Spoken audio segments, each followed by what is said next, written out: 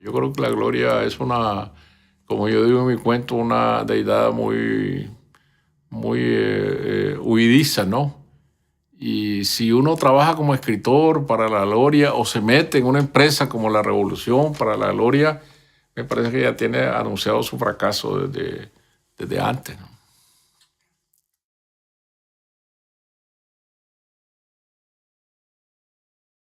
La madrugada del miércoles 21 de abril del año 2004, un adolescente de nombre desconocido mató de 10 estocadas de bayoneta en el barrio Monimbó, en la ciudad de Masaya, a José Trinidad Aranda Calero, de 55 años de edad.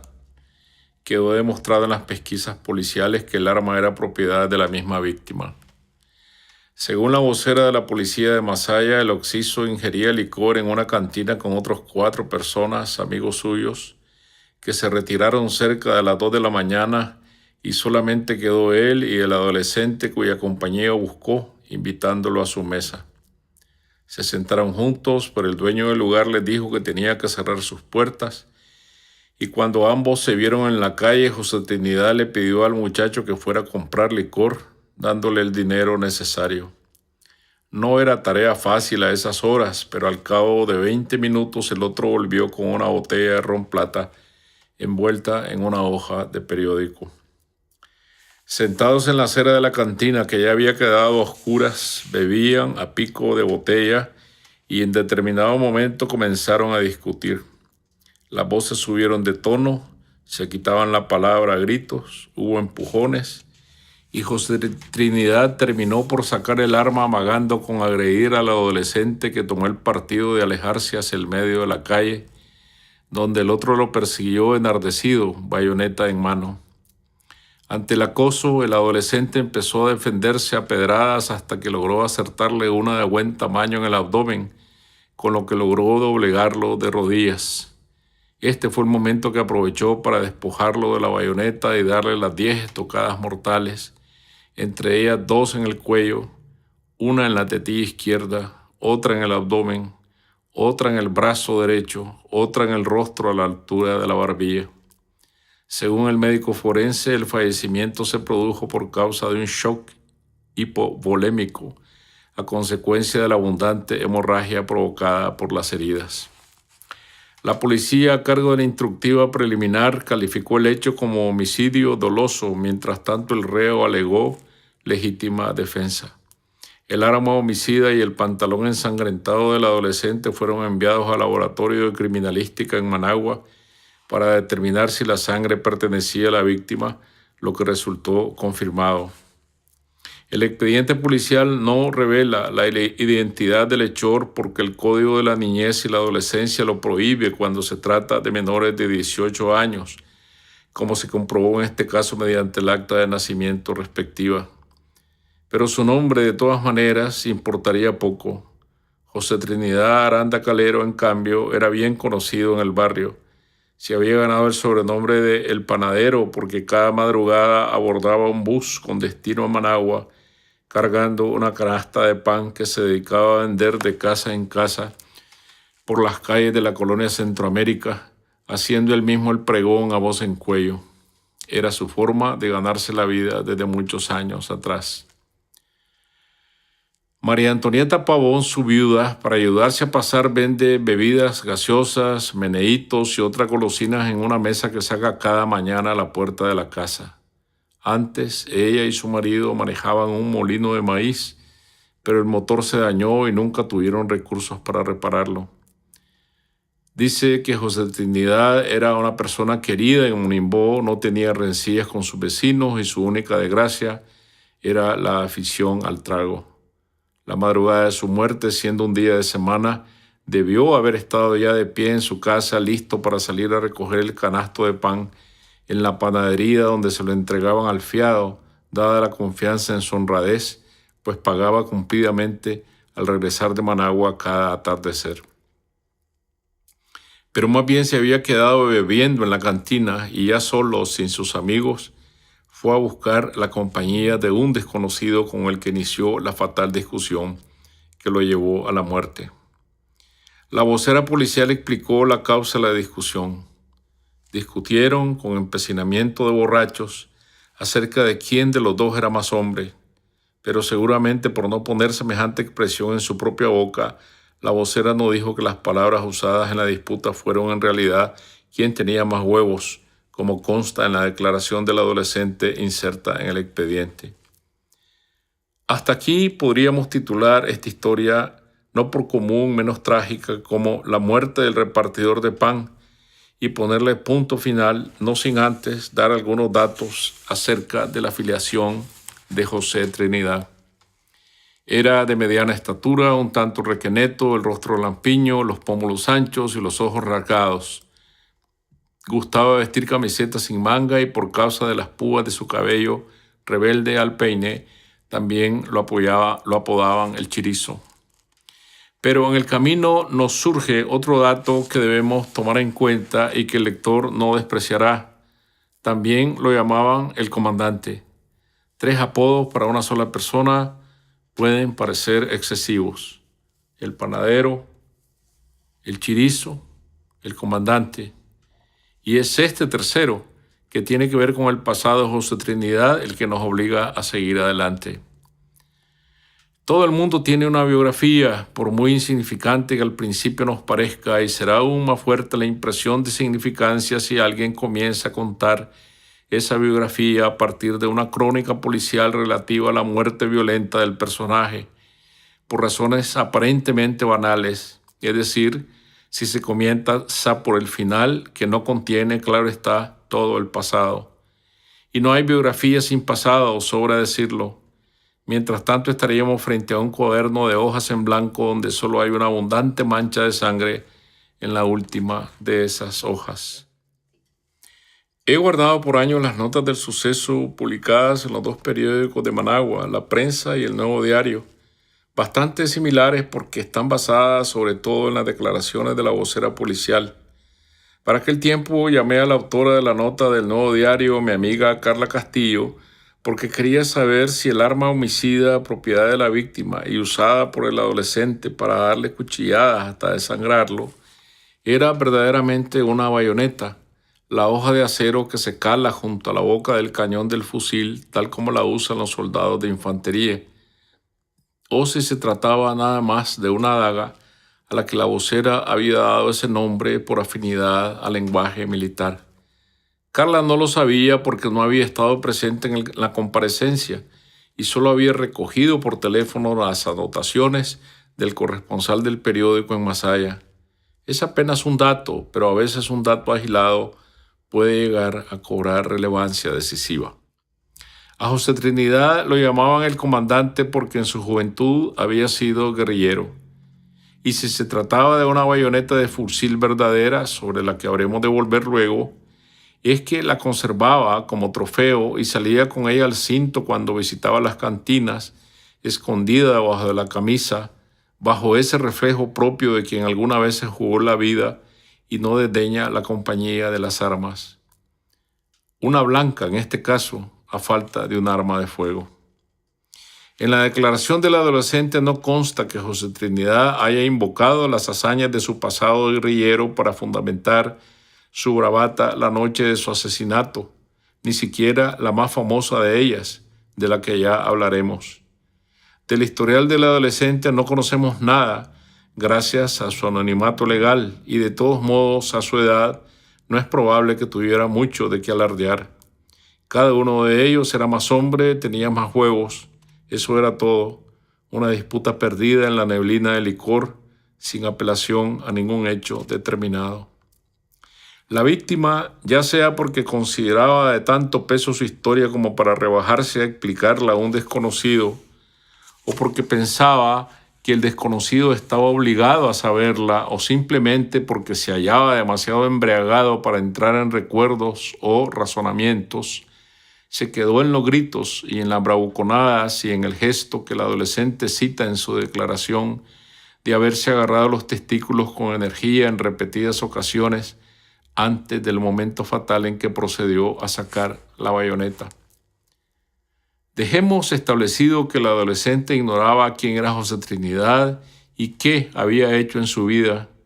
No lo sabía cuando aceptó su invitación para que se acercara a su mesa en la cantina, donde se había quedado solo después de que sus amigos se marcharon, ni cuando le dio muerte a estocadas. Y aun si José Trinidad hubiera intentado explicarle su pasado y hacer alarde de la más intrépida de sus hazañas, el adolescente a lo mejor no le hubiera entendido o no le hubiera creído, y en último caso tampoco le hubiera importado. Si no había cumplido los 18 años, quiere decir que debió haber nacido en 1987, casi una década después que José Trinidad se había alzado detrás de las barricadas en el barrio de Monimbó en febrero de 1978, con decenas de otros jóvenes para resistir las embestidas de las tropas de la Guardia Nacional, cuando estalló en el barrio la insurrección popular provocada por el asesinato del periodista Pedro Joaquín Chamorro a manos de sicarios de la dictadura de Somoza. Hay una fotografía tomada para esos días de la insurrección de Monimbó por Susan Meiselas, donde 3 combatientes populares cubiertos con máscaras extienden las manos hacia unas cuantas bombas de contacto depositadas en el suelo. Las máscaras son las que usan los bailantes callejeros tradicionales, hechas de sedazo y pintadas de color rosa, cejas y bigotes en negro, con las que salen a danzar en cuadrillas en días de fiestas patronales, disfrazados de conquistadores españoles, en simulacros de combate contra otros que van disfrazados de enemigos moros.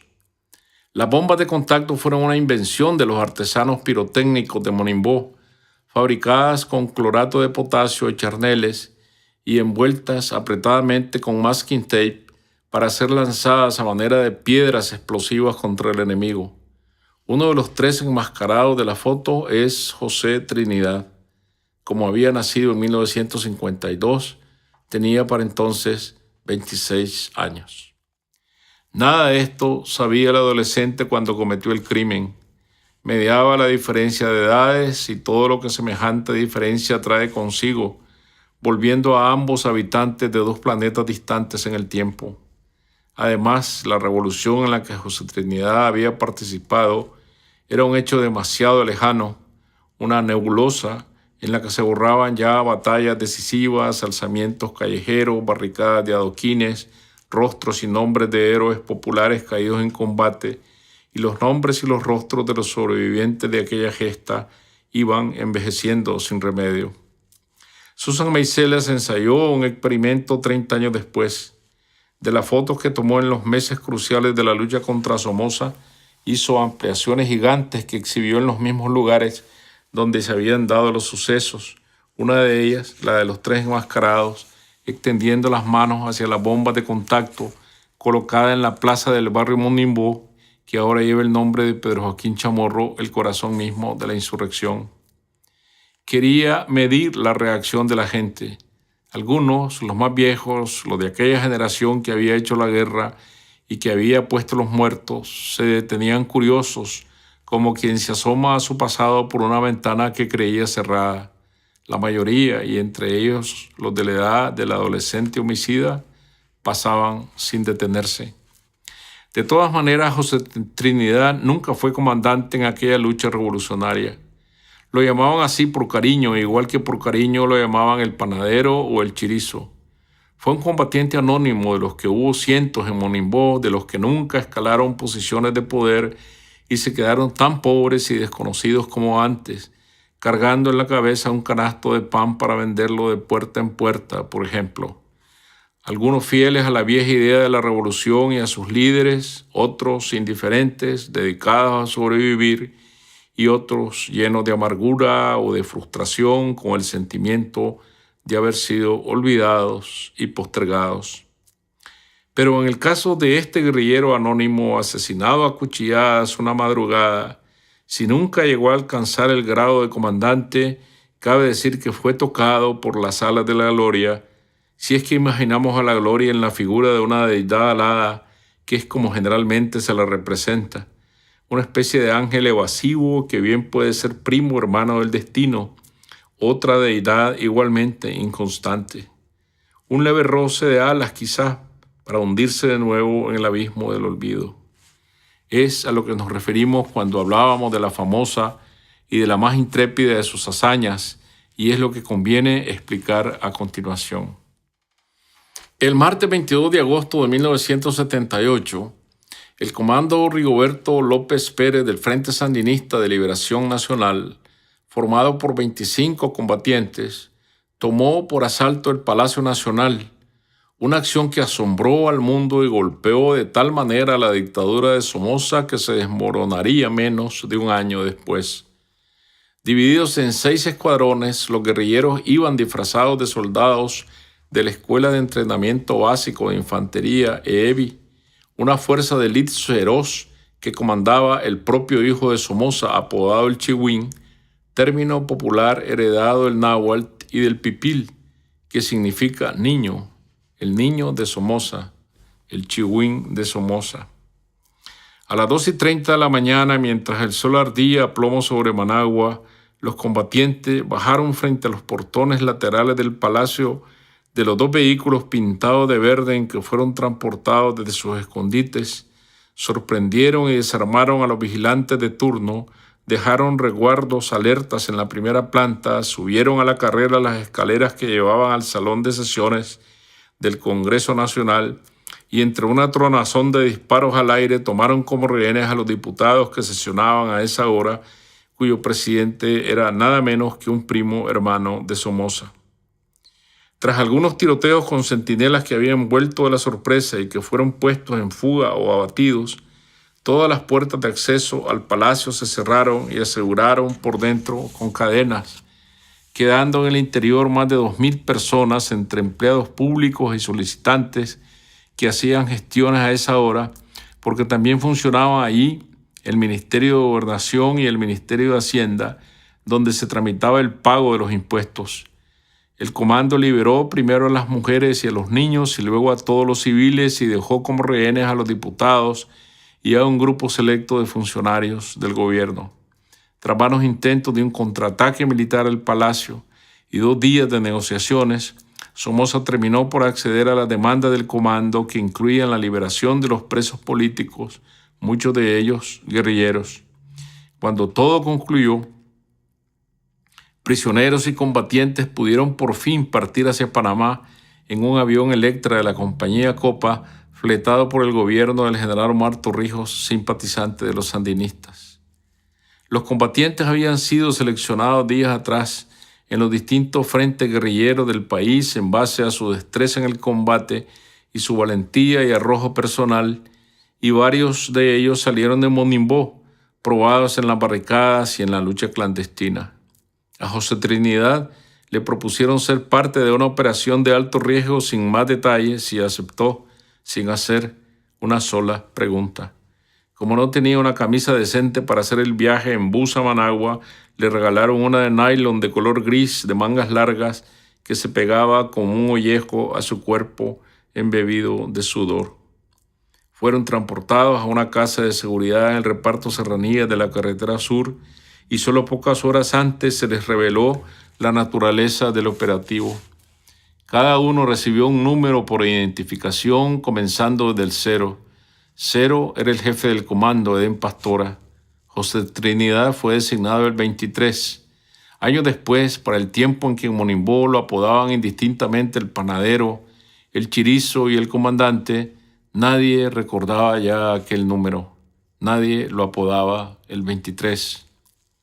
Recibió un fusil Garand M1 con la bayoneta calada y una dotación de 150 cartuchos y asimismo un uniforme verde olivo confeccionado por costureras clandestinas que le quedó bastante flojo de tamaño, una boina negra de fieltro de la partida comprada en los comercios de San José de Costa Rica, un par de botas de media caña de la marca nacional Rolter de la partida comprada en el mercado oriental de Managua, que poco tenían de militares, una mochila de campaña también verde olivo donde había un foco de pilas en prevención del corte de la energía eléctrica, 2 paquetitos de bicarbonato de sodio en caso de que fuera necesario contrarrestar los efectos de los gases lacrimógenos, 2 vendas de media yarda para contener la sangre de las heridas y una bolsa de polietileno con capacidad para almacenar 1 litro de agua.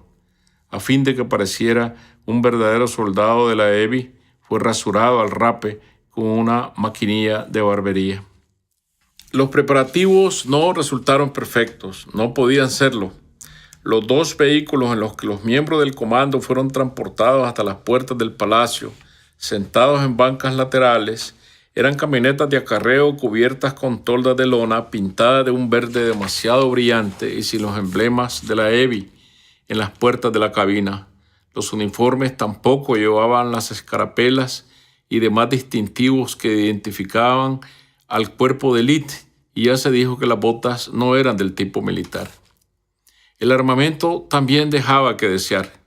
El comando disponía de un fusil de asalto G3 asignado a acero, 2 subametralladoras israelitas Uzi y una carabina M3 utilizadas por los números 1, 2 y 3, los comandantes que se llegan a cero en el orden de mando.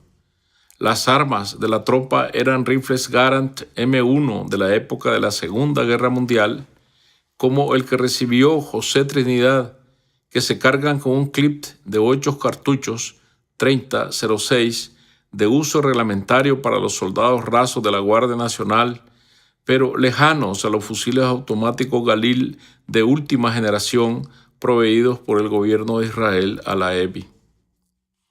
De modo que el comando del asalto al Palacio Nacional no hubiera resistido un examen riguroso, pero no se trataba de eso. Se trataba de conseguir el factor sorpresa en una audaz acción relámpago y fue logrado con creces. Todo esto se ha contado muchas veces y lo que hago es resumirlo en lo esencial.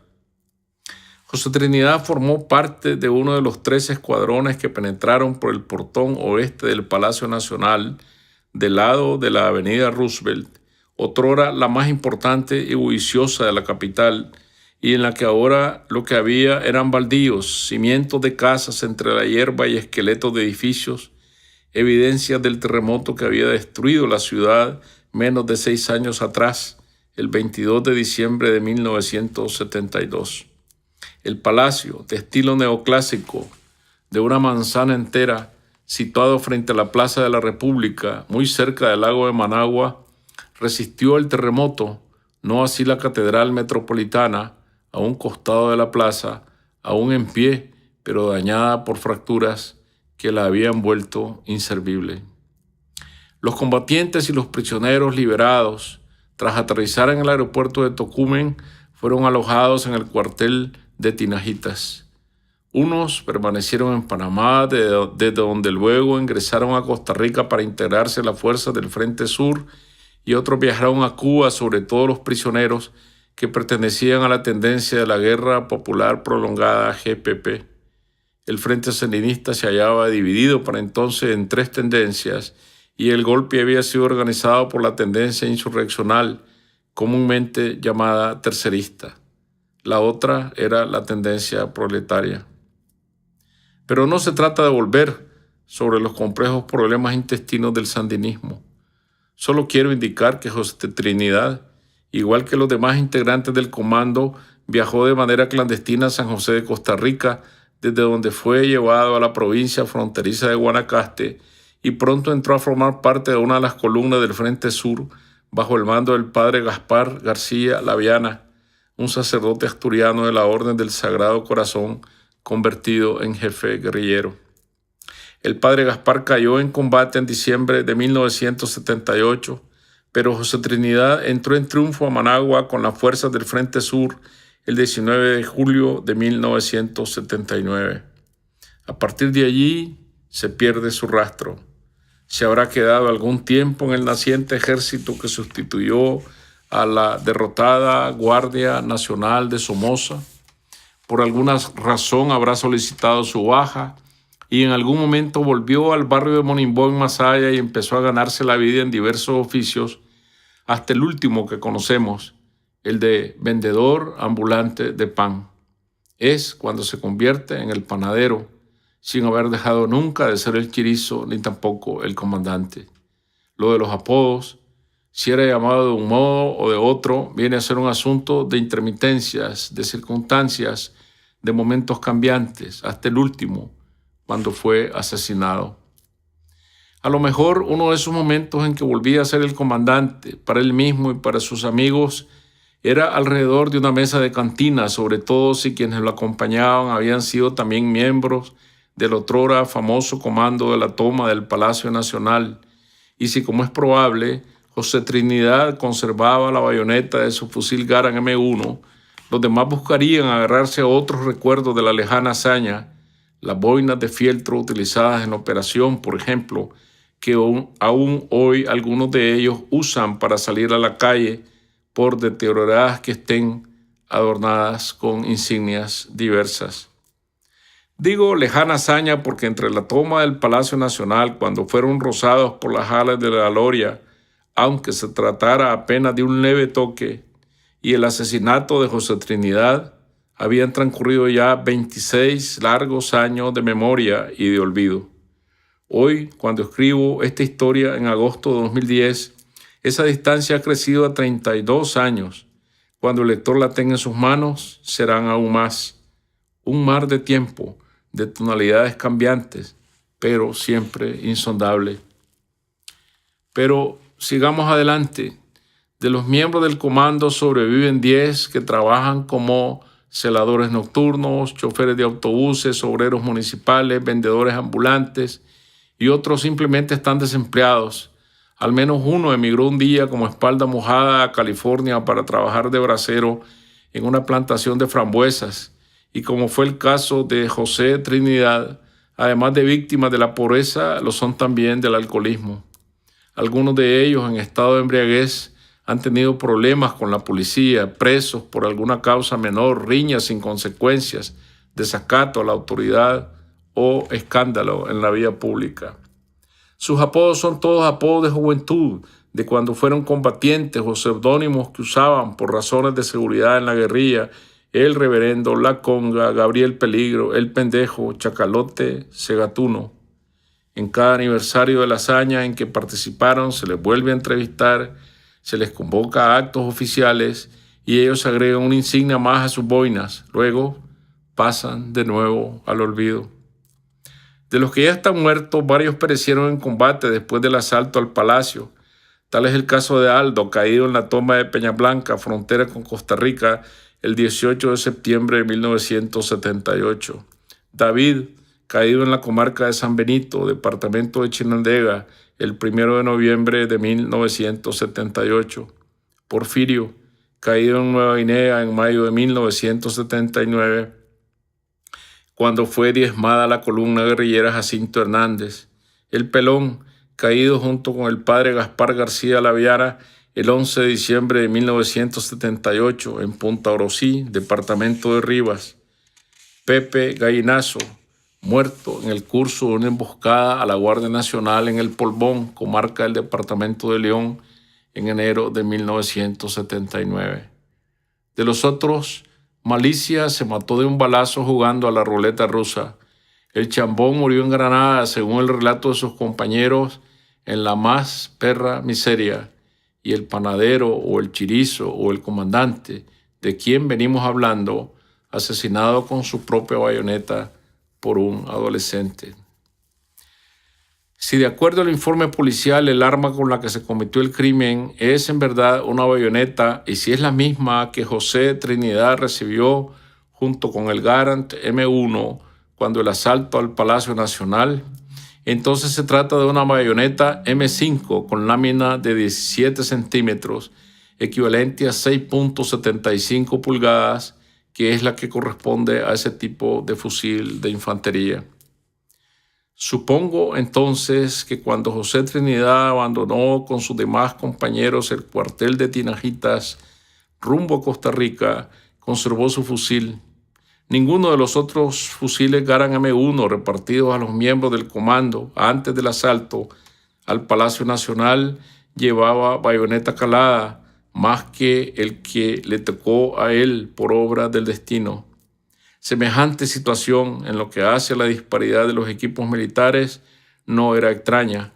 Esas armas provenían de los distintos frentes clandestinos en el país, arrebatadas a la Guardia Nacional en los combates, introducidas de contrabando o compradas en el mercado negro.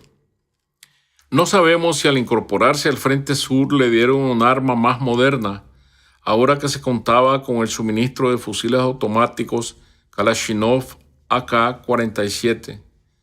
Pero si eso fue así, se quedó con la bayoneta como recuerdo de la hazaña de su vida y la atesoró siempre, sin imaginar que con ella misma iban a matarlo una madrugada tantos años después de haber recibido el leve roce de las alas de la gloria, que a veces equivoca los giros de su vuelo y toca por casualidad los hombros de los anónimos y de los humildes.